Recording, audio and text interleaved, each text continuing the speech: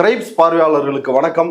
தந்தை பெரியார் குறித்து அவதூறு பரப்பியதற்காக சீமானுக்கு RSS சார்ந்த பார்ப்பனர் குருமூர்த்தி பாராட்டு தெரிவித்துள்ளார். இது மட்டுமில்லாமல் கடந்த மாதம் பெரும்பாவலன் பாரதி அப்படின்ற தலைப்பில் சீமான் ஒரு கூட்டத்தை நடத்தியுள்ளார். அதில் பாரதி பார்ப்பானா பெரும் பாவலனா என்று பெரியாரையும் பாரதியாரையும் ஒப்பிட்டு தந்தை பெரியார் மீது பல்வேறு அவதூறுகளை சொல்லியுள்ளார். இந்த சூழலில் இது குறித்து நம்மிடையே உரையாடுவதற்காக திராவிடர் இயக்க பார்வையில் பாரதியார் அப்படின்ற ஒரு நூலை எழுதி பாரதியாரின் கதையை முடித்த ஐயா வாலாசா வல்லவன் அவர்கள் நம்மோடு இணைந்துள்ளார். வாருங்கள், அவரோடு உரையாடலாம். ஐயா வணக்கம். வணக்கம். வணக்கம் ஐயா, பாரதியார் பாப்பான் அப்படின்னு திராவிட இயக்கத்துக்காரங்க குற்றம் சாட்டுறாங்க. அவன் பாப்பான் இல்ல, தமிழ் பெரும் பாட்டன் அப்படின்னு சீமான் சொல்றாரு. சொல்லுவதோடு மட்டுமல்லாமல் பல்வேறு ஆதாரங்களை அவர் பேசும்போது சொல்றாரு. அதுக்கு உங்களிடம் கேள்வி பதிலா முன்வைக்கலான்ட்டு இப்ப சீமான் என்ன சொல்றாருன்னா, செந்தமிழ் நாடெனும் போதினிலே இன்ப தேன் பாயுது காதினிலே அப்படின்னு பாடிய பாரதியார் பாப்பான், தமிழ் காட்டுமிராண்டி மொழி அப்படின்னு சொன்ன பெரியார் தந்தையா அப்படின்னு ஒரு கேள்வி எழுப்புறாரு. அது மட்டும் இல்லாமல் செந்தமிழ் நாடெனும் போதினிலே வெங்காயம் பாயுது காதினிலே அப்படின்னு பேசுகின்ற ஒரு மண்டி வியாபாரி தான் பெரியார் அப்படின்னு குற்றச்சாட்டை முன்வைக்கிறார். இது பற்றி உங்களுடைய கருத்து என்ன, பதில் என்ன? என்னுடைய திராவிட இயக்க பார்வையில் பாரதியார் என்கிற நூலில் இந்த செந்தமிழ் நாடெனும் போதினிலே அந்த பாட்டையும் இன்னொரு பாட்டு இருக்கு. ஒன்று மொழியை பற்றி, இன்னொன்று நாட்டை பற்றி பாடுமாறு தஞ்சை, அதாவது கரந்தை தமிழ்ச்சங்கம், மதுரை தமிழ்ச்சங்கம் ஒரு பரிசு போட்டி அறிவிக்கிறாங்க. மொழியை பற்றியும் நாட்டை பற்றியும் 2 பாடல், இதுல ஒரு பாடல் அதுல ஒரு பாடல் எழுதணும்ட்டு. ஆனா இவருக்கு அதுல விருப்பம் இல்லாம தான் இருந்தார் பாரதியாரு. பாரதிதாசனும் அதை பத்தி எழுதியிருக்கிறாரு. நாங்கெல்லாம் வற்புறுத்தி தான் பாரதியார் இந்த 2 பாட்டையும் எழுதுறதுக்கு ஒப்புக்கொண்டார். இந்த செந்தமிழ் நாடெனும் போதினிலே பாட்டு அதுலதான் அந்த பாட்டு பக்கம் 14 இருக்கு. அது இத பத்தி பாரதிதாசன் என்ன எழுதியிருக்கிறாருன்னா, தமிழ்நாட்டை பற்றி தமிழ் பாக்கள் தந்தால் அமைவான பாட்டு கழிப்போம் பரிசென்று சான்ற மதுரை தமிழ் சங்கத்தார் உரைத்தார். தேன்போர் கவியொன்று செப்புக நீர் என்று பல நண்பர் பாரதியாரை நலமாக கேட்டார். அப்பதான் அவர் எழுதினாரு, செந்தமிழ் நாடெனும் போதினிலே இன்பத்தேன் பாயுது காதினிலே என்று எழுதி தமிழ்நாட்டை அப்படியே நெஞ்சால் எழுதி முடித்தார்னு பாரதிதாசன் சான்று கொடுத்துருக்காரு. இது அவர் சுயமா விருப்பமா எழுதின பாட்டு இல்லை அப்படின்றதுக்காக பல்வேறு சான்றுகளை நான் இந்த நூலில் கொடுத்துருக்குறேன்.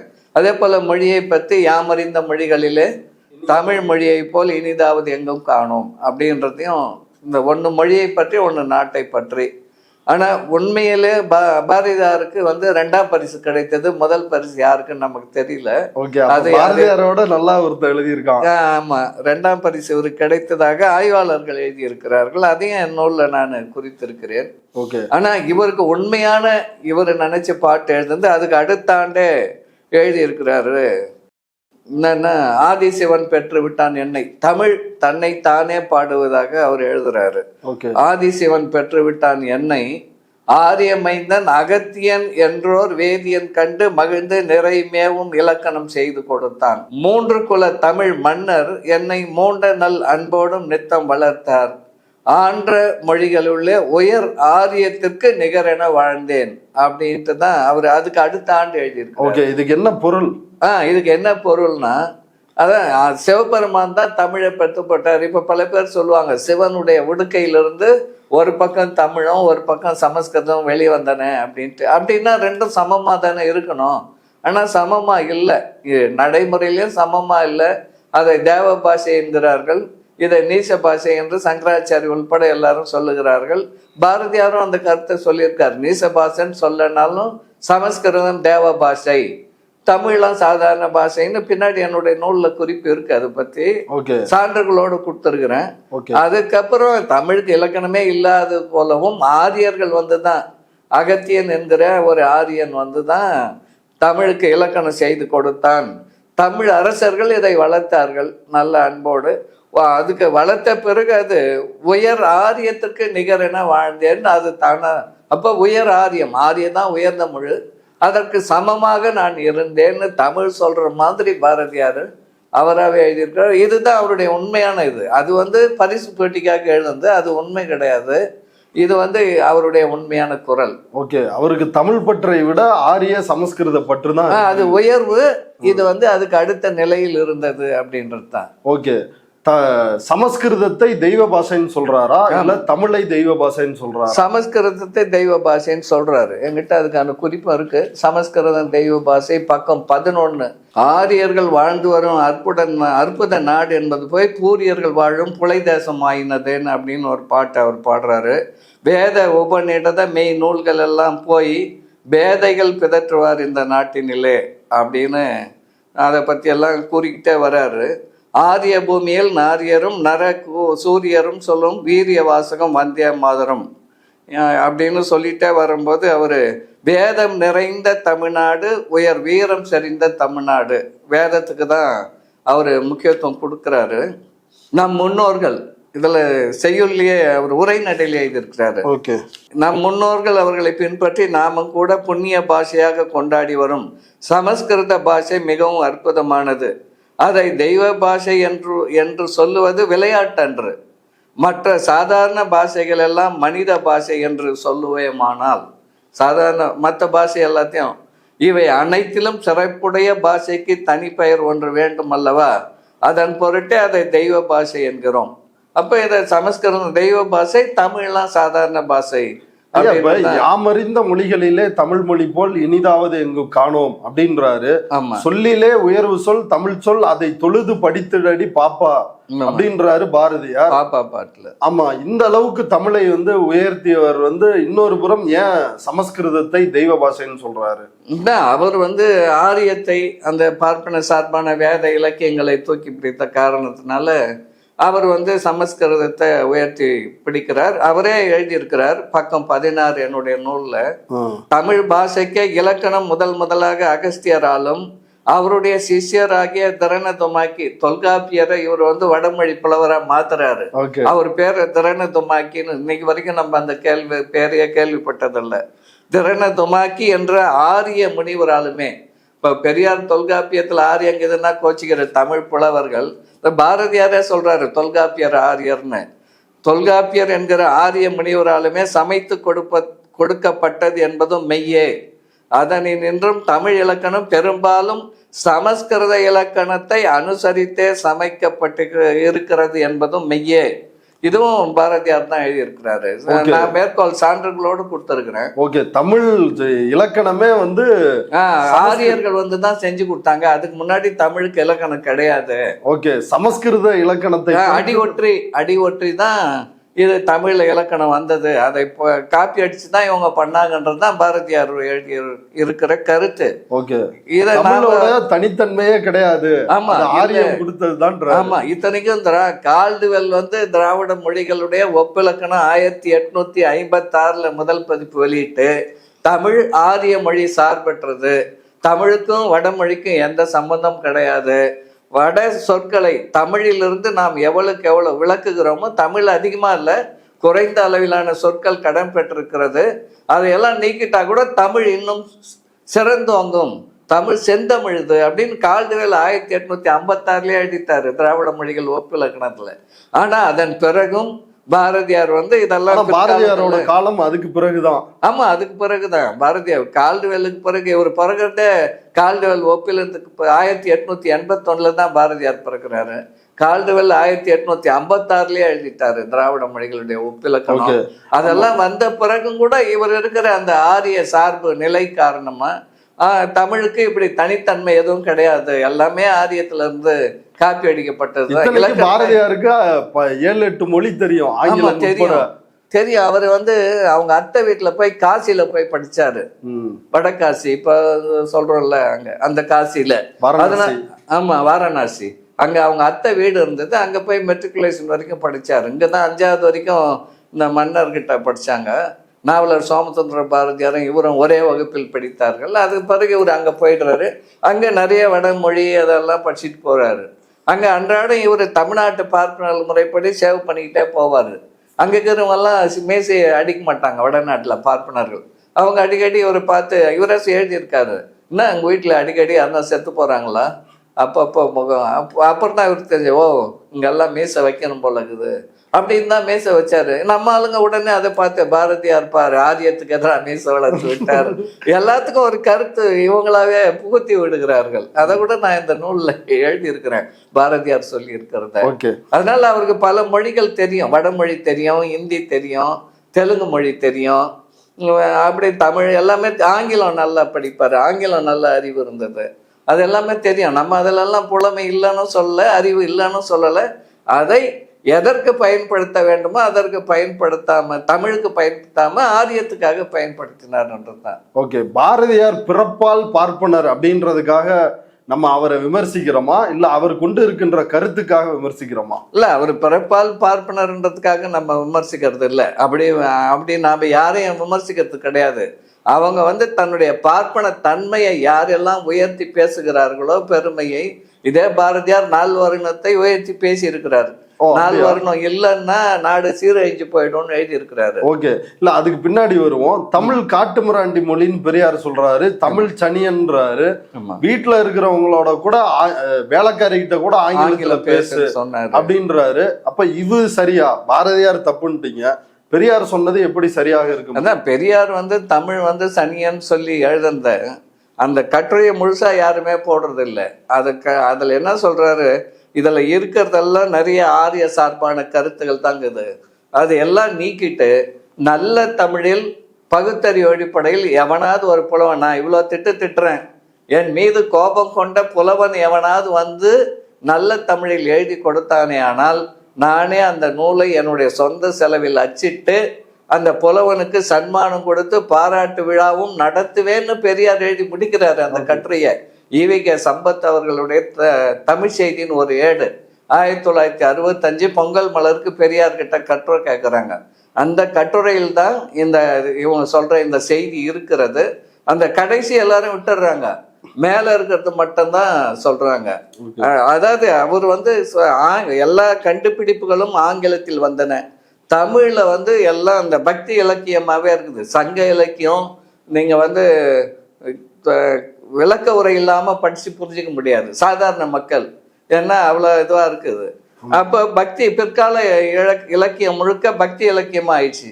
அது தமிழர்களை ஆரிய சேற்றில், அதனால்தான் பெரியார் என்ன சொல்றாரு, காட்டு மிராண்டி காலத்தில் மனிதன் எப்பொழுது பேச்சு வழக்கை கற்றுக்கொண்டானோ அந்த காலத்தில் உருவான மொழி இன்னும் திருத்தம் செய்யப்பெறாமல் அறிவியல் முறையில் வளர்த்தெடுக்க பெறாமல் இருக்கிறதே என்ற கோபத்தில் பேசிய பேச்சு தான் தமிழ் காட்டு மிராண்டி மொழி என்றதான் தவிர மற்றபடி தமிழே ஒழிஞ்சு போயிடணும் தமிழ்நாட்டில் தமிழே இருக்கக்கூடாதுன்னெல்லாம் சொல்ல. இதே பெரியார் 1954 காமராஜர் முதலமைச்சராக வந்தவுடனே மந்திரிமார்களுக்கு ஒன்று எழுதினாரு, பெரியாருடைய பிறந்த நாள் அறிக்கையில் எழுதினாரு, தமிழ் மக்கள் அதிகமாக ரேட்டில் தமிழ் தெரிந்த அதிகாரிகளை நியமிக்கல்.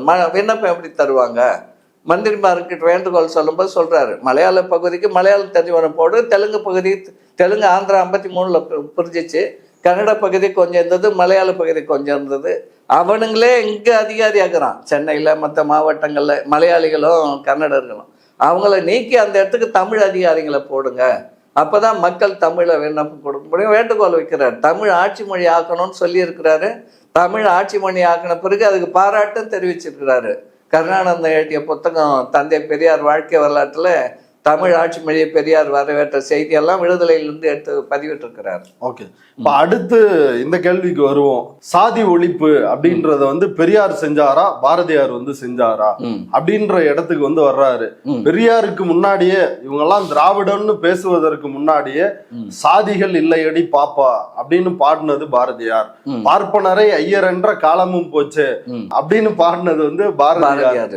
பிறப்பில் உயர்வு தாழ்வு சொல்லக்கூடாது அப்படின்னு, அது பாவம் அப்படின்னு சொன்னது பாரதியார் அப்படின்னு அடுக்கடுக்கான விஷயங்களை சீமான் மேற்கு சுட்டி காட்டுறாரு. உண்மைதான். அது அவருடைய முற்காலத்துல அவரு அப்படி எழுதினாரு. இப்ப பெண் விடுதலை பத்தி தீவிரமா 1904 சக்கரவர்த்தினி என்கிற இதழில் இவர் ஆசிரியர் நிறைய எழுதினாரு. அதே போல அப்பதான் இவர் இந்த சாதி ஒழிப்பு இதை பற்றி அவருடைய பிற்காலம், அவருடைய பரிணாம வளர்ச்சி எங்க போய்க்குதுன்னு தான் நான் பார்க்கணும். இதுல ஒரு கிழ சாம்பான் அதில் எழுதுறாரு, ஒரு கிழ சாம்பான் கீழ்ஜாதியா இருந்தாலும் பரவாயில்ல, அதுக்காக நான் மத மாற்றம் மாற மாட்டோன்னு பக்கம் 89 90களில் அவர் எழுதுனதை என்னுடைய நூலில் எடுத்து நான் மேற்கோள் கொடுத்துருக்கிறேன். அதே போல் சாதிகள் இருக்கணும், நால்வரணும் இருக்கணும் அப்படின்றதெல்லாம் வந்து பின்னாடி கூட நிறைய பக்கம் 48 என்னுடைய நூல்ல இருக்கு. நால்வரணும் சிதை இடம் கொடுக்க கூடாது. என்ன சொல்றாரு? ஆரியர்கள் வீழ்ச்சிக்கு காரணம் என்ன என்பதை பற்றி ஆய்வு செய்து பாரதியார் எழுதுகிறார். ஆரியராகிய நாம் அப்படின்னா அவர் அவரையும் சேர்த்துக்கிறாரு ஆரியர்னு. இவங்கதான் இப்ப தமிழர்னு சொல்றாங்களே தவிர அவர் தன்னை ஆரியன்னு தான் சொல்லுகிறாரு. ஆரியராகிய நாம் ஏன் வீழ்ச்சி பெற்றோம்? நமது தர்மங்களை இழந்ததனால். அறிவை அபிவிருத்தி செய்தல், பல்லாயிரம் வகைப்பட்ட சாஸ்திரங்கள், வடமொழி சாஸ்திரங்கள் தான். அதாவது அறிவு நூல்களை பயிற்சி செய்து வளர்த்தல், அதை வந்து வளர்க்கலையாம் அந்த வடமொழி சாஸ்திரங்களை, அது அறிவு நூலாம். தர்மத்தை அஞ்சாது போதனை செய்தல். தர்மம்னா அவங்க தர்மம் தான், நம்ம தர்மம் தர்மம், மனு தர்மம் முதலியன. பிராமண தர்மங்களை வீரத்தன்மையை பரிபாலித்தல் முதலிய சத்திரிய தர்மங்களையும் வியாபாரம் கழித்தொழில் என்ற வைசிய சூத்திர தர்மங்களையும் நாம் சிதைய இடம் கொடுத்து விட்டோம். இதுவே நமது வீழ்ச்சியின் காரணம் அப்படின்னு நால்வர்னு சாதி அமைப்பு முறையை வெளிப்படையா ஆதரிக்கிறார். வெளிப்படையா ஆதரிக்கிறாரு. ஒரு பாப்பா கிறிஸ்துவனாய் போயிட்டான். அதுக்கப்புறமா அது வந்து இதுல எழுதுறாரு. அதாவது என்னன்னா அது வந்து பிராயச்சித்தம்னு ஒரு கட்டுரை இருக்கிறாரு. அந்த பாப்பா வந்து பிராமண மம வேதா, பிராமணர் எனக்கு தெய்வம் என்று ஸ்ரீமத் நாராயணன் சொல்லுகிறார்.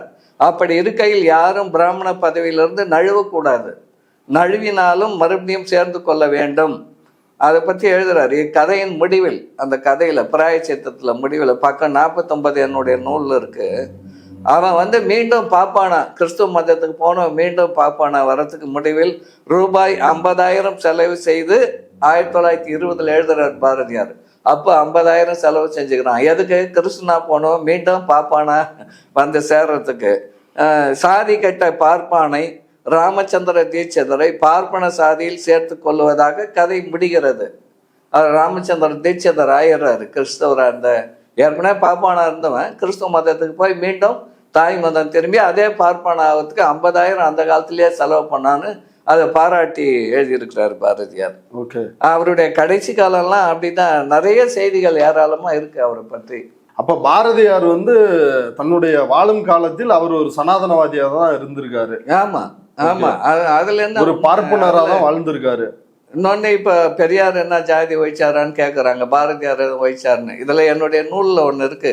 அவர் பாண்டிச்சேரியில் இருக்கும்போது நாராயண பிள்ளைன்னு ஒரு பிள்ளை அடிக்கடி அவர்கிட்ட பேசிட்டு இருப்பாரு. திண்ணை மேல 2 பேரும் உட்காந்து பேசின்னு இருப்பாங்க. ஒரு நாள் அந்த நாராயண பிள்ளை, அவர் ஊர்ல பெரிய மனுஷன், நாராயண பிள்ளை வந்து உங்க பெரிய பாப்பாவை என் பையனுக்கு கொடுன்னு கேட்குறாரு. இவரு கோபம் வந்தது. உனக்கு சாதி மறுப்பு திருமணம்னா போய் ஒரு பற சக்கிலி பொண்ணை பார்த்து கட்டி வை, ஏன் என்கிட்ட பொண்ணு கேட்குற அப்படின்ட்டு கோவப்பட்டு சொல்றாரு. அவர் பாரதியார் வந்து நாராயண பிள்ளையை திட்டுறாரு. அது அவருடைய வாழ்க்கை கதையில இருக்குது. அவருடைய ஆய்வாளர்கள் தான் எழுதி இருக்கிறாங்க. என் புத்தகத்திலே அதை நான் மேற்கோள் கொடுத்துருக்குறேன். அதோட அது முடியல. அவன் வந்து நாராயண பிள்ளை மிகப்பெரிய ஒரு வசதியானவன். அவன் வந்து அந்த ஊர் கோயில் குருக்களுடைய பொண்டாட்டியை கீப்பா வச்சிருந்தான், மனைவியை கீப்பா வச்சிருந்தான். அந்த அந்த கோயில் குருக்கள் வந்து அந்த வழியா போகும்போது தென்னை மேல வந்து உட்காந்து அந்த பாரதியார் எகிரி குச்சி போய் அவனை பலால்னு கன்னத்துல, உன்னை போல மானங்கட்டவன்லாம் இருக்கிறதுனால தான் அவன் என்னை பொண்ணு கேட்கறான், நீ உன் பொண்டாட்டி அவனுக்கு விட்டதுனால தானே அவன் எனக்கு பொண்ணு கேட்கறான்ட்டு அரைஞ்ச உடனே அவன் போய் நாராயண பிள்ளை கிட்ட சொல்லிடுறான். அவன் ரொம்ப வசதியை துப்பாக்கி எல்லாம் வச்சுக்கிட்டு வந்தான் அந்த காலத்துலன்னு எழுதி இருக்கிறாங்க. அவன் போய் பாரதியாருடைய மைத்துனர்கள் கிட்ட போய் சொல்றான், இன்னைக்கு ராத்திரிக்குள்ள பாரதியார் வந்து பாண்டிச்சேரி விட்டு நீங்க அனுப்பலைன்னா நான் காலி பண்ணிடுவேன்ட்டு. உடனே அன்னைக்கு சாயந்தரம் வந்து பேசஞ்சர்ல உடனடியா அப்பதான் தமிழ்நாட்டுக்கு அனுப்புறாங்க பாரதியார். அதான் நடந்த சம்பவம். என் நூல்ல அதுக்கான சான்றுகள்லாம் இருக்கு. அப்ப சாதி ஒழிப்பை இவர் பண்ணல, சாதி ஒழிப்பை இவர் விரும்பல. நீ பண்றதா இருந்தா நீ அப்படி பண்ணு இப்படி பண்ணுன்னு சொல்லுவாரே தவிர அது போல. ஆனா பெரியார் தான் முதல்ல சுயமரியாதை இயக்கத்துல குத்தூசி குருசாமிக்கும் குஞ்சுதத்துக்கும் முதல்ல பொது மேடையில் சாதி மறுப்பு திருமணத்தை 8/12/1928 ஈரோட்ல தன்னுடைய சொந்த செலவுல பண்ணி வச்சாரு. 2வது திருமணம் சாமி சிதம்பரம், அது விதவி திருமணம். அதையும் பெரியார் தான் நடத்தி வச்சார் ஈரோட்டில். அது 5/6/1930 சிவகாமி சிதம்பரனார் திருமணம், விதவன் விதவை சுயமரியாதை திருமணம், தாலி கட்டாது. பெரியார் தான் சொந்த செலவில். ஏன்னா விதவை திருமணம் அதுக்கு முன்னாடி வெளிப்படையாக நடக்காது. விக்டோரியன் மேரேஜ் ஆக்ட் வந்து 1829 வெள்ளைக்காரன் கொண்டாந்தாலும் நடைமுறையில் அதை எதிர்ப்பு கடுமையாக இருந்ததுனால மக்கள் அதை வெளிப்படையாக செய்ய துணியாத காலத்தில் அதை துணிந்து செய்தவர் பெரியார் தமிழ்நாட்டில். அதன் பிறகுதான் பல விதவை திருமணங்கள், பல சாதி மறுப்பு திருமணங்கள் தமிழ்நாட்டில் வெளிப்படையாக நடக்க தொடங்கின. அதுக்கு முன்னாடி இங்கே ஒன்று அங்கே ஒன்று இருந்திருக்கலாம், அது இலைமறை காய்மறையா அப்படி போயிருக்கோம், அவ்வளோ. ஓகே. அடுத்து பாரதியாரினுடைய வாழ்க்கையில் சாதி ஒழிப்புக்கான முக்கிய சம்பவமாக குறிப்பிடப்படுறது கனகலிங்கம் என்கின்ற ஒரு ஆதி திராவிடர் பறையர் சாதியை சார்ந்தவருக்கு பூணூல் போட்டு அவரை ஒரு ஐயராக பாரதியார் மாற்றினார் அப்படின்ற ஒரு சம்பவத்தை குறிப்பிடுறாங்களே. இது ஒரு மிகச்சிறந்த சம்பவம்னு எல்லாரும் வர்ணிக்கிறாங்களே. இல்ல, அது உண்மையா என்ன சொல்லணும்னா, இந்த காஞ்சி சங்கராச்சாரி வள்ளுவர்களுக்கெல்லாம் பின்பக்கத்துல மந்திரங்களை சொல்லி கொடுத்து ஆதி திராவிடர் வீட்டு கல்யாணத்தை வள்ளுவர்கள் தான் நடத்துவாங்க. வேணா பாப்பா போறது இல்லை, அங்க இந்து மதம் அழிஞ்சிடக்கூடாதுன்றதுக்காக அப்படி ஒரு ஏற்பாட்டை செய்தாங்க. இந்த பூணூல் போடுறது ஆரியமயமாக்கல், நான் உன்னை வசதி பண்ணிட்டேன் பாரு அப்படின்னு காட்டுறதுக்காக தான் அதை பண்ணாங்களே ஒழிய, அதனால இன்னைக்கு வரைக்கும் அதுக்கு பிறகு அதனால சாதி ஒழிஞ்சிச்சுனோ இல்ல சமத்துவம் வந்துச்சுனோ இன்னைக்கு வரைக்கும் வரல. இல்ல, ஆமா, ஆர்.என். ரவி அதானே பண்றாரு. அதெல்லாம் ஒடுக்கப்பட்ட சாதி, உங்களை மேல் ஜாதி ஆக்குறேன் பாருங்க பூணூல். நம்ம என்ன சொல்றோம்னா, நீ இருபிறப்பாளர்னு சொல்லிக்கிற. இப்ப கனகலிங்கத்துக்கு பூணூல் போட்டாலும் அவர் இருபிறப்பாளர் ஆக முடியாது. பாப்பானுடைய பூணூலுக்கு இருக்கிற வலிமை கனகலிங்கத்தினுடைய பூணூலுக்கு இருக்கிறதுக்கு வாய்ப்பே இல்லை. ஏன்னா பாப்பானுக்கும் பாப்பாத்திக்கும் பிறந்தவன் தான் முதல் பிறப்பு. ரெண்டாம் பிறப்பு பூணூல் போடும்போது அவன் டுவைஸ் பான் என்பதை இன்று வரை உச்ச நீதிமன்றம் ஏற்றுக்கொள்கிறது.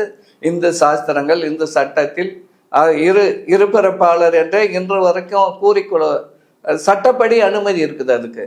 அப்போ கனகலிங்கத்துக்கு இருபிறப்பாளர் தகுதி வந்துடுமா? கோயிலில் விட்டுருவாங்களா? உள்ள விடமாட்டாங்க. நீங்கள் இந்த கயிறு போட்டால் இந்த கயிறுக்கு எந்த மதிப்பும் கிடையாது. சும்மா அது ஒரு வேடிக்கை பொருளாக இருக்கலாமே தவிர அதனால் எந்த மாற்றமும். அதுக்கு பதிலாக பாப்பானுடைய பூணூல் அறுத்துட்டு நீயும் நானும் சமம் அப்படின்னு சொன்னால் அதுதான் பூணூல். எதுக்கு உனக்கு? நீ உன்னை உயர்ந்தவன் காட்டுறதுக்கு தானே. அதை அறுத்து போடு, சமமாகலாம். பெரியார் தானே சொன்னார், தனிப்பட்ட பார்ப்பனுங்கிறது எனக்கு வெறுப்பில்லை, நீ எங்களை எல்லாரும் விட உயர்ஞ்சி ஜாதின்னு சொல்கிற, பூணூல் மாட்டேங்கிற, அது எடுத்துரு, எங்களோட சமமாவா, உனக்கு எனக்கு என்ன சண்டை, ஒன்றும் இல்லைன்னு தான் பெரியார் சொன்னார். ஓகே. அடுத்ததா பெண்ணியத்தை பெண்களை எப்படி இருக்கணும்னு பாரதியார் சொல்லிருக்கிறாரு. நிமிர்ந்த நன்னடை, நேர்கொண்ட பார்வை, நிலத்தில் யாருக்கும் அஞ்சாத நெறி, இதோட பெண் இருக்கணும். அவ கற்புன்னு ஒண்ணு இருந்தா ஆணுக்கும் பெண்ணுக்கும் பொதுவா இருக்கணும் அப்படின்னு இப்படி புரட்சிகர கருத்துக்களை சொன்னது பாரதியார். பெரியார் என்ன பெண்ணிய பேசிட்டாரு. அவரு கர்ப்பப்பைய அறுக்கணும்ன்றாரு, கிராப் வெட்டிக்கணும்ன்றாரு. இதெல்லாம் ஒரு பெண்ணியமா அப்படின்னு ஒரு கேள்வி எழுப்புறாரு சீமான். அதான் அது பாரதியார் 1904 சக்கரவர்த்தினி அப்படின்ற பத்திரிகையில ஆசிரியர் இருந்தார். அது பெண்களுக்காக நடத்தப்பட்ட இதழ். அப்போ பேசுறது எழுதுனது தான் இப்போ இவங்க எல்லாம் சுட்டி காட்டுற எல்லாமே. பிற்காலத்தில் அவருடைய நிலை, அவர் பாண்டிச்சேரிக்கு போன பிறகு அரவிந்தர் கூட வாவேஸ் ஐயர் கூட எல்லாம் பழகின பிறகு அவருடைய நிலை, பெண்களை பற்றி அவருடைய நிலை என்னன்றதெல்லாம் நாம் தெரிஞ்சுக்கணும். அதில் அவர் சொல்கிறாரு, உடன்கட்டை ஏறுதல். முதல்ல உடன்கட்டை ஏறுதலை கண்டித்து ராம் மனோகர் எல்லாம் சக்கரவர்த்தியில் ராஜாராம் மோகன் ராய் ஆதரித்து எழுதியவர் தான் பாரதியார். அதையெல்லாம் நாம் மறுக்கலை. ஆனால் அதுக்கு பிறகு இப்போ கற்பு நிலை பாட்டெல்லாம் சொல்கிறாங்களா, அதெல்லாம் முற்காலம். அதன் பிறகு பக்கம் 65 எழுதியிருக்கிறேன். உடன்கட்டை ஏறுதல், டைவர்ஸ் கூடாது, அதை பற்றியெல்லாம் பாரதியார் எழுதியிருக்காரு. அதே போல் சந்திரிகையின் கதைன்னு ஒரு கதை எழுதியிருக்காரு. ஒரு விதவை அவள் திருமணம் பண்ணிக்க விரும்புகிறா, மறுமணம். பாரதியாருக்கு அது பிடிக்கல, அதனால் அவளை கிறிஸ்தவராக மாற்றிடுறாரு. ஒரு இந்து விதவை பெண் திருமணம் பண்ணிக்கிறத அவரால் தாங்க முடியல அப்படின்னு அவருடைய கதையை ஆய்வு செய்த ஒரு ஆய்வாளர் எழுதியிருக்கிறார். இதில் உடன்கட்டையை ஆதரித்து, அப்புறம் அந்த சீதை இவங்களை பற்றியெல்லாம் அவர் எழுதியிருக்கிறார் புகழ்ந்து. சாவித்ரி, சீதை, சகுந்தலை முதலிய பெண்களின் சரித்திரத்தை கேட்கும்போது இத்தகையோர்களுக்கு இம்மாதிரி மனப்போக்கு எவ்விதம் ஏற்பட்டது என்று நினைத்து நினைத்து மிகுந்த ஆச்சரியம் உண்டாகிறது. இம்மாதிரியான கற்புடை தேசத்து பெண்களுக்கு என்றும் ஒரு சிறந்த புவனமாக விளங்கி நின்றமை நமது நாட்டிற்கே ஒரு பெருமையாகும். சாவித்திரி கதை நமக்கு தெரியும், சீதை கதையும் நமக்கு தெரியும், சகுந்தலை, இது எல்லாமே புகழ்ந்து எழுதுறாரு. இது எல்லாமே பெண்ணடிமைத்தனத்தை சார்ந்த கதைகள், அது புராண கதைகள், அதெல்லாம் புகழ்ந்து எழுதுறாரு. உடன்கட்டை ஏறுதல் பற்றி சொல்றாரு. நமது பூர்வ கால ஸ்திரீகளில், அந்த காலத்து பெண்களில் புராணநாதர்களை, கணவர்களை பிரிந்திருக்க மனமில்லாமல் உடன்கட்டை ஏறிய ஸ்திரீகள் உத்தமிகள் ஆவார்கள். இனி எக்காலத்திலும் தர்மத்தின் பொருட்டாக வாழ்ந்து அதற்காக மடிந்து இதன் மூலமாக தமது நாயர்களுடைய ஆத்மாவுடன் லயப்பட்டு நிற்கும் ஸ்ரீகளே மகா ஸ்ரீகளாக ஆவார்கள். அதான் அவ ஆத்மாவோட போய் இந்த அம்மா தீயில் இறங்கி செத்து போறத பாராட்டி இவங்க உத்தமி, மகா ஸ்ரீ, பெரிய ஸ்ரீ. அப்போ இதெல்லாம் எப்படி பெண்ணுடல்? நாம உடன்கட்டை ஏறுதல்ல கடுமையாக கண்டித்து அது வெள்ளக்காரன் வரவே ஒழிச்சாங்க. ராஜா ராம்மோகன் ராய் அதுக்காக பாடுபட்டாரு. ஆங்கிலேயர்கள் ஆட்சி இருக்கவே, ஆனால் பிஜேபி வந்த பிறகு மீண்டும் கூட அதை மறுபடியும் வரணும் அப்படின்னு வடநாட்டில் சில இடங்கள் நடந்தது. அது போல் நடந்துக்கினுக்குது. அதே போல் டைவர்ஸ் கூட கூடாதுன்னு முன்னாடி சொன்னார்ல, இப்போ சொல்கிறாரு. இப்போ புதிய தேசிய கல்விக் கொள்கை இப்போ வருதில்ல மோடி, இதை பற்றி பாரதியார் அப்பே எழுதியிருக்கிறார். தேசிய கல்வியை குறித்து ஆராய்ச்சி செய்கிற நாம் மேற்படி விடுதலை காதல் கொள்கையை அங்கீகாரம் செய்தல் சாத்தியமில்லை. இந்த டைவர்ஸ் அதை அங்கீகாரம் செய்ய முடியாது. விடுதலை காதல் ஆகிய கொள்கைக்கு மன வாழ்க்கைக்கு பொருந்தாது. மன வாழ்க்கை ஒருவனுக்கு ஒருத்தியும் நீடித்து ஒன்றாக வாழாவிட்டால் தகர்ந்து போய்விடும். இன்று ஒரு மனைவி, நாளை வேறு ஒரு மனைவி என்றால் குழந்தைகளின் நிலைமை என்ன ஆகும்? குழந்தைகளை எப்படி நாம் சம்சாரம் பண்ண முடியும்? ஆதலால் குழந்தைகளுடைய சம்சரணையை நாடி ஏகபத்தினி விரதம் சரியான அனுஷ்டானம் என்று முன்னோரால் ஸ்தாபிக்கப்பட்டது. அதனால டைவர்ஸ்லாம் கூடாதுன்னு அப்பவே டைவர்ஸ் வேணும்னு பெரியார் 1929 செங்கல்பட்டு சுயமரியாதை மாநாட்டில் பெண்ணுக்கு சொத்தில் பங்கு வேண்டும், விவாகரத்து உரிமை வேண்டும் சொன்னார். அண்ணல் அம்பேத்கர் அவர்கள் இந்து மசோதா தாக்கல் செய்யும் போது அது ரெண்டுத்தையும் வச்சாரு. பெண்களுக்கு சொத்தில் பங்கு, டைவர்ஸ் ரெண்டுமே. அதனால தான் கடுமையான எதிர்ப்பு வந்தது. காஞ்சி சங்கராச்சாரி, அக்னிகோத்திர ராமானுஜி எழுதியிருப்பார் இந்து மதம் எங்கே போகிறது. சங்கராச்சாரி பெண்களை எல்லாம் திரட்டி மாநாடு நடத்தி பொய்யாக நிறைய தந்தி அடிச்சாங்க. எங்களுக்கு சொத்துல பங்கு வேணான்னு நேர்லயே அனுப்புனாங்க. ஆனால் இதன் பிறகு பெரியாருடைய கொள்கையை கலைஞர் அவர்கள் 1989 சட்டமன்றத்தில் பெண்களுக்கு சொத்தில் பங்கு உரிமையும் கொண்டு வரும்போது அவர் நினைவு கூர்ந்து பேசினார் சட்டமன்றத்தில். 60 ஆண்டுகளுக்கு முன்பு தந்தை பெரியார் நிறைவேற்றிய தீர்மானத்தை நடைமுறைப்படுத்துகிறேன் என்பதில் நான் பெருமை அடைகிறேன் 89. அப்போ இதெல்லாம் பெண்களுக்கு சொத்து வந்தால் சுதந்திரம் தானாக வந்துடும் அப்படின்றதுக்காக பெரியார் சொன்னதை கலைஞர் செய்கிறார். அப்போ யார் இதில் காரியவாதி, புரட்சிவாதி அப்படின்றதெல்லாம் நாம் இதை தெரிஞ்சுக்கணும். ஓகே, அடுத்ததாக சுதந்திர போராட்டம். அதற்காக பாரதியார் எவ்வளவு செஞ்சிருக்காரு தெரியுமா? அச்சமில்லை அச்சமில்லை உச்சி மீது வானிடிந்து வீழுகின்ற போதிலும் அச்சமில்லைன்னு சொல்லிருக்கிறாரு. தண்ணீர் விட்டா வளர்த்தோம் சர்வேசா, இந்த பயிரை கண்ணீர் விட்டு காத்தோம் அப்படின்னு பாடி இருக்கிறாரு. ஆடுவோமே பல்லு பாடுவோமே ஆனந்த சுதந்திரம் அடைந்து விட்டோமே அப்படின்னு இந்திய விடுதலைக்கு முன்னாடியே பாடி கனவு கண்ட ஒரு புரட்சி பாவலன் தான் பாரதியார் அப்படின்னு சொல்லிருக்கிறாரு. உண்மையில் ஒரு விடுதலை போராட்டத்தின் கவிஞராக பாரதியார் இருந்தாரா? அதான் இது எல்லாமே அவருடைய தொடக்க காலம். அவர் 1904 5 சுதேசமித்திரன் பத்திரிகையில் ஆசிரியர் இருந்தார். அது சுதந்திரத்துக்காக போராடிய பார்ப்பன இதழ். அதுக்கு அடுத்தது அவர் இந்தியா பத்திரிகை மாறி வர்றாரு. அது கொஞ்சம் தீவிரமான சுதந்திர கருத்துள்ள இதழ். அப்போதான் 1907 திலகர் கூட இவங்கெல்லாம் சேர்றாங்க. வஉசி, பாரதியார்லாம் போய் சேர்ந்து சூரத் காங்கிரஸ் மாநாட்டுக்கே போறாங்க. அதாவது காங்கிரஸை தீவிரவாதிகள் கைப்பற்ற வேண்டும் தலைமையை அப்படின்ட்டு 100 பேரை கூட்டணும் போக சொல்றாரு. பாரதியார் நூலில் சான்று கொடுத்துருங்க. அதை வஉசியும் பாரதியார் நூலில் வெங்கடாசலபதியும் அதை எழுதியிருப்பாரு. அதில் இருந்தா கொடுத்துருக்குறேன். அதில் 100 பேர் இங்கேருந்து சூரத்துக்கு வஉசியே 50 பேருக்கு செலவு பணம். மண்டையம் சீனிவாசன் இந்தியா பத்திரிகை உரிமையாளர், அவர் 50 பேருக்கு பயண செலவு. 100 பேரை கூலிக்கு சில ஆட்களை எல்லாரும் காங்கிரஸ்காரங்கள்ல கூட்டிகிட்டு போகிறாங்க.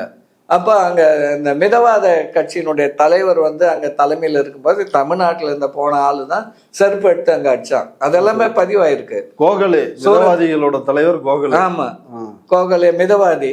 இவங்க வந்து திலகர் தலைமை வந்து தீவிரவாதி. அதனால இவங்க கைக்கு வரணும், செருப்பு எடுத்து அடிச்ச உடனே ஒரே சண்டாயி கலகலத்து காவல்துறை உள்ள வந்து நெஞ்சு போது இவங்க திலகர் தலைமையை ஏற்றுக்கிட்டு திரும்பி வர்றாங்க. அதனால அப்போ தீவிரமா இருந்தார். 1908 இவங்களை ஒடுக்க ஆரம்பிச்சது இந்திய அரசு. திலகரை நாடு கட்டுறாங்க. இப்போ இவரை பிடிச்சி உள்ள போட்டாங்க வஉசியை. பாரதியாரை பிடிக்க வராங்க. இந்த இந்தியா பத்திரிகை அலுவலகத்துக்கு உள்ள ஒற்றர் வந்துட்டாங்க காவல்துறை. இவர் அந்த நேரம் வெளியே வராரு. நீங்க தான் இந்தியா பத்திரிகை ஆசிரியரான்னு. இவர் தான் உண்மையான ஆசிரியர். அதான் இவர் தான் ஆசிரியர் எழுதுறது எல்லாமே. ஆனா பேருக்கு ஒருத்தனை சீனிவாசன் ஒரு அப்பாவியா ஆசிரியர்னு போட்டு பதிவு பண்ணி வச்சிருந்தாங்க. அவன் கேட்ட உடனே இவர் பயந்துன்னு, நான் இல்லை, அவர் சீனிவாசன் வேற ஒருத்தர் இருக்காருன்னு சொல்லிட்டு வெளியே வந்துட்டு ஹைகோர்ட் நீதிபதி கிட்ட போய் கருத்து கேட்குறாரு. அவர் என்ன சொல்றாரு, நீ இன்னுமே சென்னையில் இருக்காத, தமிழ்நாட்டிலே இருக்காத, பாண்டிச்சேரிக்கு போயிட்டீங்கன்னா அது பிரெஞ்சு தேசம், அங்கே இருந்தால் உனக்கு எந்த பாதிப்பும் இவங்களால வராது, இன்னைக்கே இப்பே போயிடுன்னு சொல்லி நான் என்னுடைய நூலில் அதை பதிவு பண்ணியிருக்கிறேன், ஆதாரங்களோடு பதிவு பண்ணியிருக்கிறேன். அவர் வந்து வீட்டுக்கு கூட சொல்லாமல் இங்கே எழும்பூரில் வண்டி ஏறினா தெரியும்ட்டு சைதாப்பேட்டைக்கு போய் வண்டி ஏறி இதெல்லாம் மொத்தத்தையும் சரிச்சிட்டு எதுவுமே இல்லாமல் மாறு வேடம் போட்டுக்கிட்டு தான் பாண்டிச்சேரி பேசஞ்சரில் ஏறி போனார் அப்படின்றது தான் செய்தி. அங்கே போய் எந்த பாப்பானை பார்க்கணும்னு இங்கே இருக்கிற ஹைகோர்ட் நீதிபதியை லெட்டர் கொடுத்து அனுப்புகிறாரு அவருக்கு. அதுபோல் அவங்க எல்லா உதவியும் பண்ணிட்டாங்க. செல்லம்மா அதை பற்றி எழுதும்போது டிக்கெட் பரிசோதகர் வந்தால் கூட ட்ரெயினில் ஐயோ சிஐடி தான் வந்துட்டான் போல அவருக்கு திக்குன்னு இருக்கும். நான் சொல்ல, அவருடைய மனைவி எழுதியிருக்கிறாங்க செல்லம்மா பாரதி. மாவீரன்னு சொல்றாங்க பாரதிய. இப்படி போயிட்டு இது போல போயிட்டு அங்க போன பிறகு அது பிறகு பல மன்னிப்பு 5 கடிதம் எழுதியிருக்கிறாரு. நம்ம கிட்ட ஒண்ணுதாங்குது. 1912 ஒன்னு எழுதியிருக்காரு. கவர்னர் வெலிங்டன் மாறின பிறகு ஒன்னு எழுதியிருக்காரு. அதன் பிறகு டிஐஜிக்கு டைரக்ட் இன்ஸ்பெக்டர் ஜெனரல் ஆஃப் போலீஸ்க்கு எழுதியிருக்கிறாரு.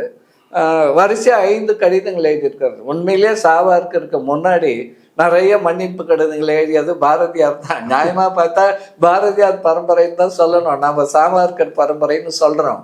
நான் கூடிய விரைவில் ஆவண காப்பகத்தில் இந்த 5 கடிதம் எடுத்துருவேன். இப்போ ஒரு கடிதம் மட்டும் இந்த நூலில் நான் பதிப்பு செஞ்சிருக்கிறேன். அதில் நான் விசுவாசியாக ஆங்கில அரசு கட்டுப்பட்டு உங்களுடைய விசுவாசியாக உண்மையாக இருப்பேன் அப்படின்ட்டு அவர் எழுதியிருக்கிறாரு. ஓகே, அப்ப இந்த அச்சமில்லை பாட்டை எப்போ பாடினாரு? பாண்டிச்சேரிக்கு போய் தான் பாடினாரு. அது தேடி இருக்கு. இவரு 8லயே பாண்டிச்சேரிக்கு போயிடுறாரு. இந்த வஉசியை பிடிச்சி உள்ள போட்ட உடனே இந்தியா பத்திரிகை தேடி வந்த உடனே அப்பயே போயிடுறாரு. அதன் பிறகுதான் அச்சமில்லை என்பதை எந்த ஆண்டுலாம் கூட இதுல நம்ம எழுதி இருக்கிறோம். என்னுடைய நூல் ஒரு பக்கம் மன்னிப்பு கடிதம் எழுதிக்கிட்டு இன்னொரு பக்கம் அந்த பாட்டையும் எழுதி இருக்கிறாரு. ஓகே, அப்ப பாரதியார் ஒரு விடுதலை போராட்ட வீரர் அப்படின்றது பொய். ஆமா, அது தொடக்கத்துல அப்படி இருந்தாரு. அதுக்கப்புறம் 1916 ஆங்கிலேயர்கள் இந்தியாவை விட்டு வெளியேற வேண்டிய அவசியம் இல்லைன்னு எழுதியிருக்கிறார். நான் மேற்கோள் கொடுத்துருக்கிறேன். 16லயே அந்த நிலைக்கு வந்துட்டாரு. ஆங்கிலேயர் போவானா, இங்கே இருங்க, நீங்களே நல்ல ஆட்சி பண்ணுங்க, இங்கிலாந்து மன்னர் நீடூழி வாழ்கன்னு கூட அந்த கடிதத்துல இருக்கு. இதெல்லாம் பாரதியார் எழுதியிருக்காரு. ஓகே, தமிழ்நாட்டிற்கு தமிழ்நாடுன்னு நாங்க தான் பேர் வச்சோம் அப்படின்னு இந்த திராவிட திருவாளர்கள் பேசுறாங்க. ஆனா அதுக்கு முன்னாடியே கம்பன் பிறந்த தமிழ்நாடு, வள்ளுவர் பிறந்ததனால் வான்புகழ் கொண்ட தமிழ்நாடு, எங்கள் மாநில தாயை வணங்குவோம் அப்படின்னு தமிழ்நாடுன்னு பாடியது பாரதியார் தானே. என்ன திராவிடர்கள் என்ன செஞ்சு கிழிச்சாங்க? நியாயமா பார்த்தா திருவள்ளுவர் தான் முதல்ல கொண்டு வரணும். ஆனா இவர் கம்பரை தான் முதல்ல, கம்பன் பிறந்த தமிழ்நாடுன்னு தான் கம்பனை முதல் கொண்டு வருவாரு. அதுல சொன்னது சிலப்பதிகாரத்துல இருக்கிறதெல்லாம் உண்மை. ஆனா இடையில தமிழ்நாடா இருந்ததான்னா இல்லை, சென்னை மாகாணமா இருந்தது. அதன் பிறகு அது எவ்வளோ பல போராட்டங்கள் நடந்த பிறகுதான் அண்ணா அவர்கள் ஆட்சிக்கு வந்த பிறகு, ஏன் காமராஜர் ஆட்சியில் 3 முறை தமிழ்நாடு சட்டமன்றத்தில் தமிழ்நாடுன்னு பேர் வைக்கிற தீர்மானம் 3 முறை தோற்கடிக்கப்பட்டது. காமராஜர் கல்விக்கு செஞ்சாருன்றது வேற. சீமான் காமராஜர் எங்க பாட்டன்னுவாரு. தமிழன்னாலே காமராஜருக்கு பிடிக்காது, தமிழ்நாடுன்னு பெயரே பிடிக்காது. 3 முறை சட்டமன்றங்களில் தோற்கடிக்கப்பட்டது தமிழ்நாடு பெயர். திமுக ஆட்சிக்கு வந்த பிறகு அண்ணா அவர்கள் தான் தமிழ்நாடு பெயர் மாற்றம் கொண்டு வந்தாரு. அதனால அண்ணா தான் பேர் வச்சான்னு சொல்றோம். இதுல என்ன தப்பு இருக்கு? அதே பாரதியார் இந்தியாவுக்கு வந்து பாரத வருஷம்னு பேர் வைக்கணும்னு எழுதி இருக்கிறாரு. இன்னைக்கு பிஜேபி RSS என்னென்ன சொல்லுதோ அது எல்லாமே பாரதியார் அப்பவே எழுதி இருக்கிறாரு. என்ன சொல்றாரு RSS சொன்ன விஷயங்கள? பாரதியார் வந்து அவருடைய கருத்துக்கள் முழுக்க அவர் வந்து RSS இயக்கம் தொடங்குவதற்கு முன்பாகவே 1921 செப்டம்பர் 11 இறந்து விட்டார். RSS 1925 நவம்பர்ல தான் தொடங்கப்படுகிறது. ஆனா அதுக்கு முன்னாடியே அந்த RSS இன்னைக்கு என்னென்ன சொல்றாங்களோ அந்த கருத்துக்களை எல்லாம் பாரதியார் வந்து சொல்லியிருக்கிறார். என்னென்ன சொல்லியிருக்கிறாருன்னா, சமஸ்கிருதம் இந்தியாவுக்கு பொதுமொழியாக வேண்டும். அதுக்கு சான்றெல்லாம் கொடுத்துருக்கிறேன், நான் சும்மா சொல்ல. பசுவதை கூடாது, இந்துக்கள் மக்கள் தொகையில் குறைந்து வருகின்றனர், இஸ்லாமியர்களும் கிறிஸ்தவர்களும் இந்துக்களுக்கு விரோதமானவர்கள், அகன்ற பாரதம் அமைப்போம், ஆரியர் திராவிடர் என்பது பொய், சதி உடன்கட்டை ஏறும் பழக்கம் தேவையான ஒன்று, ஆதி திராவிடர்கள் ஒதுக்கி வைக்கப்பட வேண்டியவர்கள், நால்வரணம் மீண்டும் உருவாக்க வேண்டும், வேதங்களை போற்றி பாதுகாக்க வேண்டும், வகுப்புரிமை இந்த இடஒதுக்கீடு ஒழிக்கப்பட வேண்டும். இது எல்லாமே பாரதியார் சொல்லி இருக்கிறாரு. பாரதியார் சமூக நீதிக்காக பேசலையா? இல்ல, நீதி கட்சி ஆட்சி காலத்தில் வகுப்புரிமை கொடுக்கப்பட்டதை கண்டித்து பாரதியார் எழுதி இருக்கிறாரு. வகுப்புரிமை கூடாது, பக்கம் 60 இருக்குது என்னுடைய நூல்ல. இப்ப இடஒதுக்கீட்டுக்கு எதிராக தான் பாரதியார். ஆமா ஆமா, ஒரு கற்பனையா போட்ல போற மாதிரி பேசிக்கிற மாதிரி அவங்க எழுதி இருக்கிறாங்க. அதுல இவர் வந்து 1921 ஜனவரி 19 சுதேசமித்திரன் 8 வகுப்புரிமையை கண்டித்து பாரதி எழுதியதாவது, வகுப்புவாரி பிரதிநிதித்துவ முறையை ஒழித்து விட வேண்டும், அது வெறும் சதி ஏமாற்று என்பது ருசிவாய் விட்டது, பிராமணர் அல்லாதாருக்கு தனியாக ஸ்தானம்னா இடம் ஏற்படுத்தியது புத்தி இல்லாத குழந்தை விளையாட்டு என்று மற்றில்லை என்று பாரதியார் எழுதியிருக்கிறார். அவரு அதுக்கு சான்றெல்லாம் கொடுத்துருக்கிறேன். அதனால பாரதியார் வந்து வகுப்புரிமைக்கு எதிராக தான் இருந்தாரு. பக்கம் 21 இருக்கு, இந்தியாவுக்கு பொதுமொழியாக அதாவது ஆங்கிலமா இந்தியான்னு தான் டிபேட் நடக்குது, விவாதம். ஏன்னா காந்தி 1917 இந்தியாவுக்கு பொதுமொழியா ஹிந்தி வரணுன்றாரு. சில பேர் ஆங்கிலம் வேணும்ன்றாங்க. தமிழ்நாட்டுல கூட வந்து இந்த இந்தி பிரச்சார சபா தொடங்கி 1919 தொடங்குறாரு காந்தி. ஆனா நம்ம அவரு 17 சொன்ன உடனே நீதி கட்சி திராவிடன்ல 18/1917 இந்தி பொதுமொழியா வேண்டான்னு எழுதிட்டாங்க. இப்ப அந்த டிபேட் இந்தியா ஆங்கிலமா தான், சமஸ்கிருதத்தை பத்தி இதுவே இல்லை. பாரதியார் வந்து உள்ள வந்து புகுந்து சமஸ்கிருதம் தான் வரணும், இந்தியம் வேண்டாம் ஆங்கிலம் வேண்டான்னு அப்பவே எழுதியிருக்கிறாரு. அதாவது 11/1/1920 சுதேசமித்திரன் 8 பாரதியார் எழுதுறாரு, இந்தியாவுக்கு பொதுமொழியாக இந்தியை வழங்கலாம் என்று ஸ்ரீமான் காந்தி முதலிய பல பெரியவர்கள் அபிப்பிராயப்படுகிறார்கள். ஆனால் பாரத தேச பக்த சிரோரத்னம் என்று கூறத்தக்க ஸ்ரீமான் அரவிந்த கோஷ் முதலிய வேறு பலர் சமஸ்கிருத பாஷையை இந்தியாவுக்கு பொது பாஷை என்றும் நாம் அதை புதிதாக அங்கனம் சமைக்க வேண்டியதில்லை என்றும் ஏற்கனவே ஆதி காலம் தொட்டு அதுவே பொது பாஷையாக இயல்பெற்று வருகிறது என்றும் சொல்லுகிறார்கள். சமஸ்கிருத பாஷையில் படித்து தேர்ச்சி பெறுதல் கடினமாதலால் அதை தேசம் முழுமைக்கும் பொது பாஷையாக செய்தல் சௌகரியப்படாது என்று சிலர் சொல்லுகிறார்கள். பழைய வழிப்படி படிப்பதனால் இவர்கள் சொல்லுவது ஒரு மெய் எனலாம். ஆனால் இக்காலத்தில் அந்நிலைமை கடந்து சென்று விட்டது. இப்போது பண்டாரகர் என்னும் பம்பாய் பண்டிதர் உபாத்தியாயர் இல்லாமலேயே சமஸ்கிருத பாஷையை 7-8 மாசங்களில் கற்றுக்கொள்ளும்படியான ஆரம்ப நூல்கள் எழுதியிருக்கிறார். இவற்றை முதல் புஸ்தகம் எனவே தமிழில் மொழிபெயர்க்கப்பட்டது. ஏற்கனவே அவ்வழியை இன்னும் சுலபமாய் செய்யலாம். பஞ்சசந்திரத்தை அர்த்தத்துடன் 3 முறை உருப்போட்டால் எவனும் தடதடவென்று தட்டில்லாமல் சமஸ்கிருதம் பேசக்கூடிய திறமை பெற்று விடுவான். இது பாரதியார் 1920 எழுதுறார். அப்போ இது வந்து RSSகாரன் இன்னைக்கும் குரு கோல்வாக்கர் பஞ்ச் ஆஃப் தாட்ஸ்ல எழுதியிருக்காரு. இந்தியாவில் மொழி பிரச்சனைகள் தீர ஒரே வழி சமஸ்கிருதம் பொதுமொழி ஆகணுன்றது தான். இடைக்கால ஏற்பாடாக தான் இந்தியை வைக்கிறாங்க. இப்போ ராஜாஜி இந்தி திணித்ததுக்கும் அதுதான் காரணம், வேற ஒன்றும் இல்லை. அப்போ சத்தியமூர்த்தியா பேசினார், இந்தியை நம்ம திணிச்சிட்டோம்னா ஒரு கொஞ்ச நாள்ல சமஸ்கிருதத்தை ஆட்சி மொழி ஆக்கிடலாம் அப்படின்னு அப்பயே சத்தியமூர்த்தி ஐயர் பேசியிருக்காரு. அதனால பார்ப்பனர்கள் அது எந்த முற்போக்கு பிற்போக்கு எப்படி இருந்தாலும் நீலகண்ட சாஸ்திரி வரலாற்று பேராசிரியர் இந்த ஆள் மலேசியாவுக்கு போனார், நீலகண்ட சாஸ்திரி மலேசியாவுக்கு போனார். அங்கே இருக்கிற அரசு இந்திய மொழிகளில் ஏதாவது ஒன்று பாடம் மொழியாக வைக்கிறோம், என்ன மொழி வைக்கலான்னு கேட்டால் சமஸ்கிருத மொழி வைங்கன்னாரு. அப்புறம் அவங்க சொல்லிட்டாங்க, இல்லை இல்லைங்க தமிழர்கள் தான் அதிகமாக இருக்கிறாங்க, தமிழ் தான் வைப்போன்னு. இதுக்கெல்லாம் ஆதாரம் திராவிட நாட்டில் அண்ணாவே எழுதியிருக்காரு நீலகண்ட சாஸ்திரியினுடைய சமஸ்கிருத மொழி வரியை பற்றி. இப்படி பார்ப்பனர்கள் எப்பவுமே அதில் அவங்க குறியா இருப்பாங்க. பசுவதை பற்றி எழுதியிருக்கிறாரு பாரதியார். ஏன்னா இன்னைக்கு பசுவை கொள்றான்ட்டு எவ்வளோ பேர் கொள்றாங்க, அப்பயே அவர் வந்து பசுவதை பற்றி எழுதியிருக்கிறாரு. அது அப்புறம் திப்பு சுல்தானை பற்றி இப்போ பிஜேபி சொல்கிறதெல்லாம் எழுதியிருக்கிறாரு. பசுவதை செய்யக்கூடாது, பக்கம் 90 இருக்குது என்னுடைய நூலில். பசுவின் சாணத்துக்கு நிகரான அசுத்த நிவாரண மருந்து உலகத்தில் மருந்தான். பசுவின் சாணத்துக்கு நிகரான அசுத்த நிவாரண மருந்து உலகத்தில் அக்னியை தான் சொல்லலாம். வீட்டையும் யாகசாலையையும் கோவிலையும் நாம் பசுவின் சாணத்தால் மெழுகி சுத்தப்படுத்துகிறோம். அதனை சாம்பல் ஆக்கி அச்சாம்பலை விபூதி என்று ஜீவன் முக்தியாக வழங்குகிறோம். பசுமாடு பத்தினிக்கும் மாதாவுக்கும் சமானம். அதன் சாணமே விபூதி, அதன் பால் அமிர்தம். வைத்தியரும் யோகிகளும் பசுவின் பாலை அமிர்தம் என்கிறார்கள். வேதமும் அப்படியே தான் சொல்லுகிறது. பசுவை இந்துக்களாகிய நாங்கள் தெய்வமாக வணங்குவதால் நாங்கள் பெரும்பகுதியாக வாழ்வதும் எங்களுடைய பூர்வீக சொத்துமாகிய இந்த தேசத்தில் பகிங்கரமாக பசுவின் கொலையை யாரும் செய்யாமல் இருப்பதே மரியாதையாகும். இது பாரதியார் எச்சரிக்கிறாரு. சரிங்க. அடுத்து பாரதிதாசன் சொல்றாரு, தாயை பழித்தவனை விடமாட்டேன், தமிழை பழித்தவனை தாயே தடுத்தாலும் விடமாட்டேன் அப்படின்னு பாரதிதாசன் சொல்லிருக்கிறாரு. அப்ப பெரியார என்ன செய்யறது அப்படின்னு பாரதிதாசனை மேற்கோள் காட்டி சீமான் பேசுறாரு. அதாவது பாரதிதாசன் பாடினது பாட்டு உண்மை, தாய் தடுத்தாலும் விடைன்றதெல்லாம் உண்மைதான், அதெல்லாம் ஒன்றும் இல்லை. பெரியார் தமிழை முற்றுமா அழிச்சணும்லாம் நான் முதல்ல சொன்னேன். பெரியார் 1900 இல்ல இப்ப தமிழ காட்டுமிராண்டி மொழின்னு பெரியார் சொன்னதுக்கு பாரதிதாசனோட கருத்து என்ன? ஏன்னா 2 பேரும் சமகாலத்தவர்கள். அவரு திராவிடர் கழகத்துல இருக்கிறாரு. இப்ப அது குறித்து அவரோட கருத்து என்ன? இல்ல அதை பற்றி அவர் ஒன்றும், அதாவது 65 பெரியார் தமிழ் காட்டுமிராண்டி மொழின்றதெல்லாம் பிற்பாடு, பாரதிதாசனுக்கு பிற்பாடு தான்.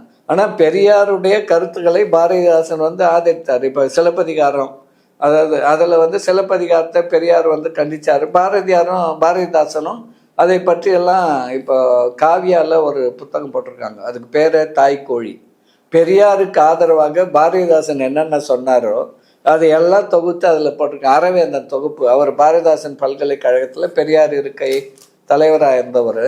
அது தொகுப்பு. அதில் இப்போ தொல்காப்பியம் பெரியார் குறை சொல்கிறாருன்னா அதை பாரதிதாசன் வரவேற்றார். தொல்காப்பியத்தில் இடைச்செருள் இருக்குன்னு வெள்ளை வாரனார் உள்ளிட்டவர்கள் கூறுகிறார்கள். பெரியார் சொல்வதில் குறை இல்லை. பெரியார் சிலப்பதிகாரத்தை குறை சொல்லுகிறாரு, பாரதிதாசன்கிட்ட கேட்குறாங்க. அப்போ ஆமாம், அவர் சொல்லுவதில் சிலப்பதிகாரம் நல்ல கதை தான், ஆனால் அதில் நிறைய ஆரிய கருத்தாக்கம் இருக்குது. ஏன்னா வடமொழி மந்திரம் சொல்லி திருமண சடங்கு அதெல்லாம் இருக்குது, கதையை மாற்றி எழுதணும் இன்னும் அப்படின்னு பாரதிதாசன் பெரியாருக்கு ஆதரவாக தான் சொல்லியிருக்காரு. அதுபோல் பல இடங்களில் பெரியாருக்கு ஆதரவாக தான் பாரதிதாசன் எந்த இடத்துல நேரடியாக பெரியாருக்கு எதிராக ஒரு இடத்துலையும் பெரியார் திராவிட நாடு கேட்குற வரைக்கும் பாரதிதாசன் திராவிட நாடு கேட்டார். 1956 மொழிவாரி மாநிலம் புரிஞ்ச பிறகு பெரியார் தமிழ்நாடு தமிழருக்கேன்றாரு.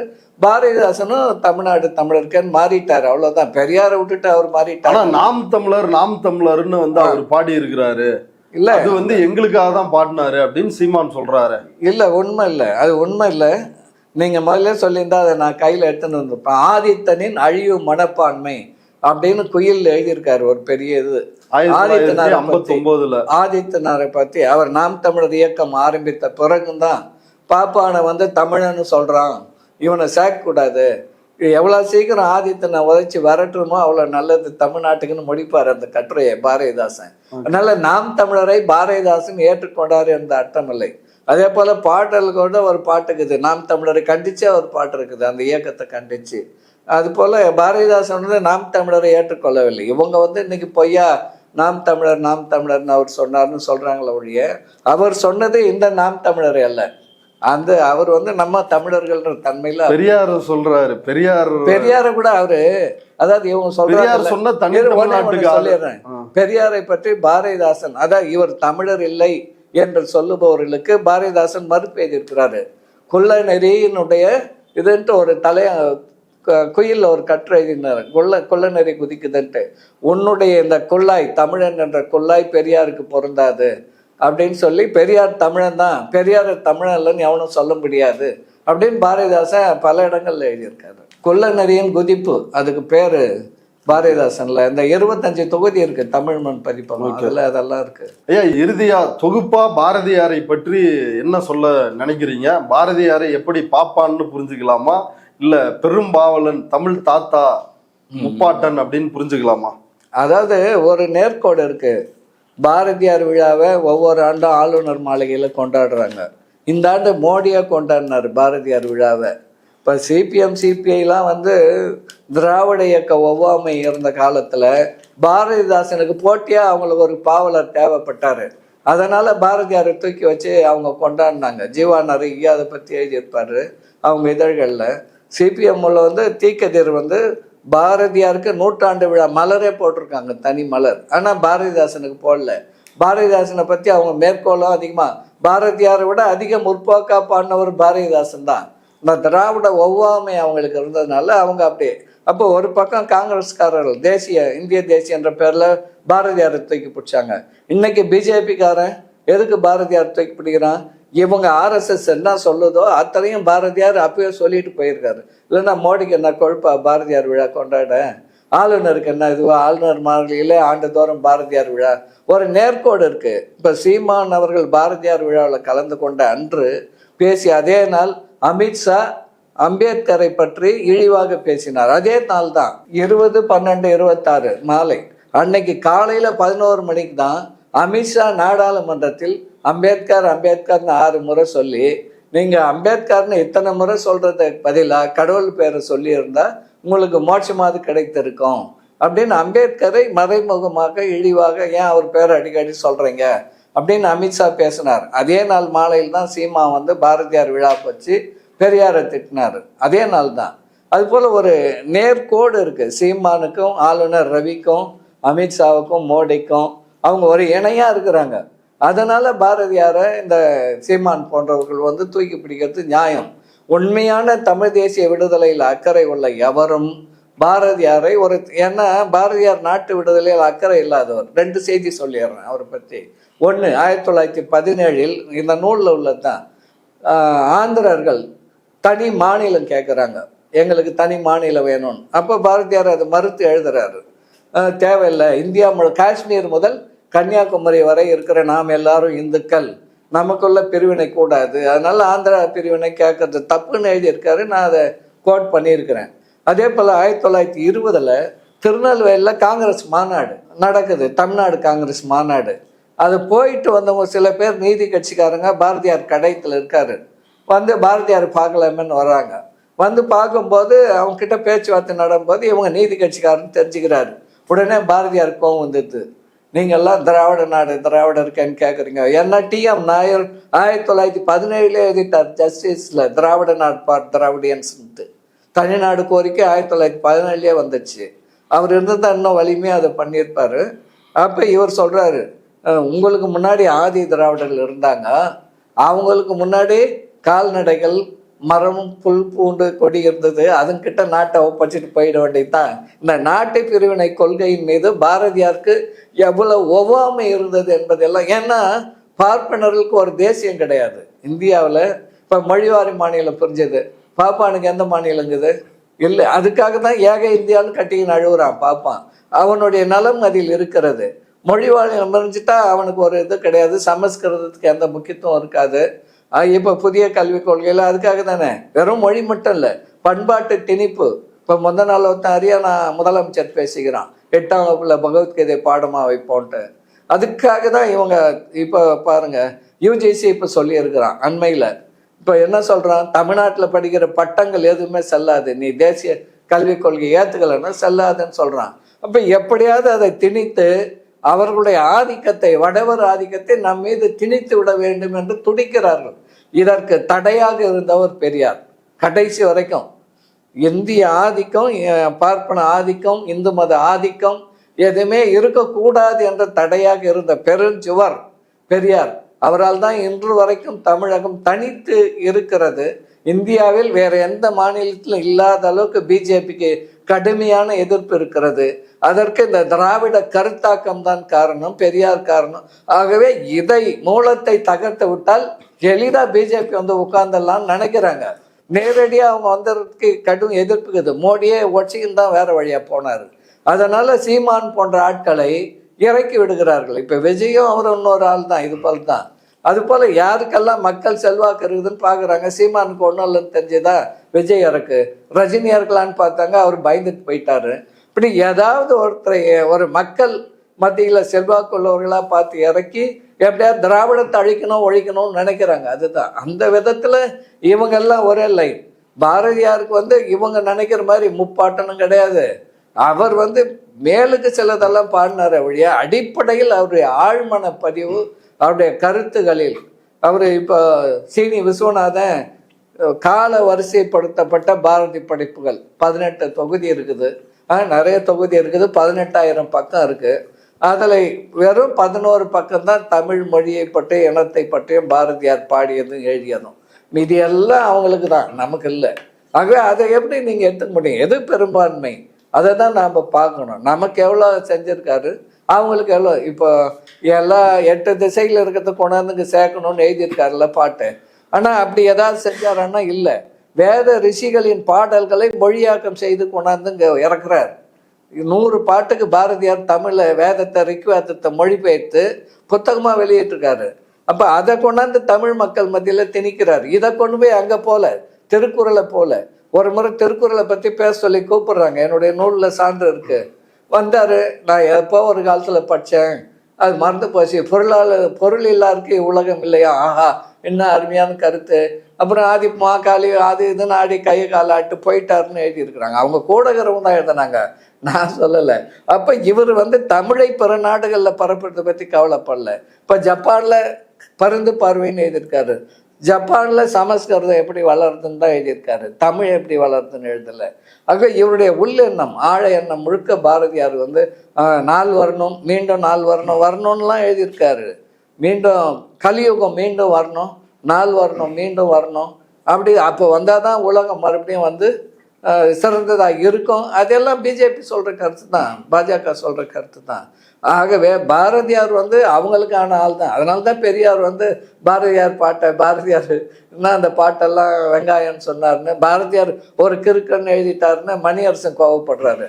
பாரதியார் எழுதுனதெல்லாம் கிறுக்குத்தனமாக இருக்குதுன்னு பெரியார் வந்து அப்போ பேசியிருக்காரு. அதில் ஒன்றும் குறை கண்டுபிடிப்பதற்கு எதுவும் இல்லை.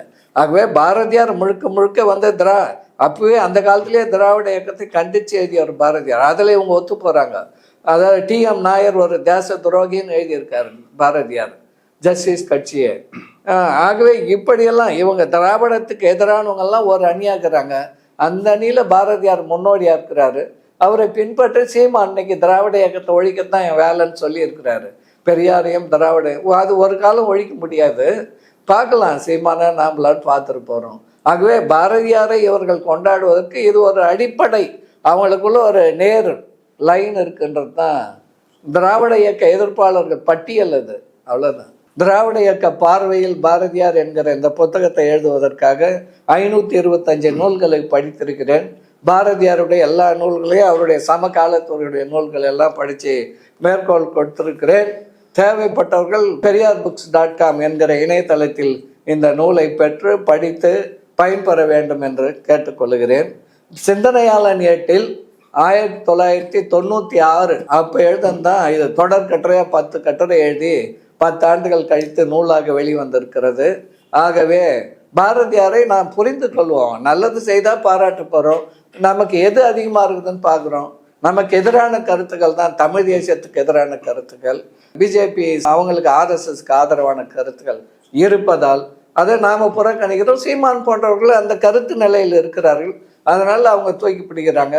பாரதியார் வந்து தமிழுக்கு உள்ள சமஸ்கிருதத்துக்கு தான் அதிக முக்கியத்துவம் கொடுத்தார் என்பதை நாம் அனைவரும் ஒரு பக்கத்தை தான் எல்லாம் காட்டுறாங்க, மறுபக்கத்தை காட்டவில்லை. மறுபக்கத்தையும் படியுங்கள் என்று கேட்டுக்கொள்கிறேன். ஓகேங்க, இவ்வளவு நேரம் நம்முடைய பார்வையாளர்களுக்காக பாரதியை வந்து விரிவாக விளக்கி அம்பலப்படுத்தியதற்கு மிக்க நன்றி. நன்றி, வணக்கம்.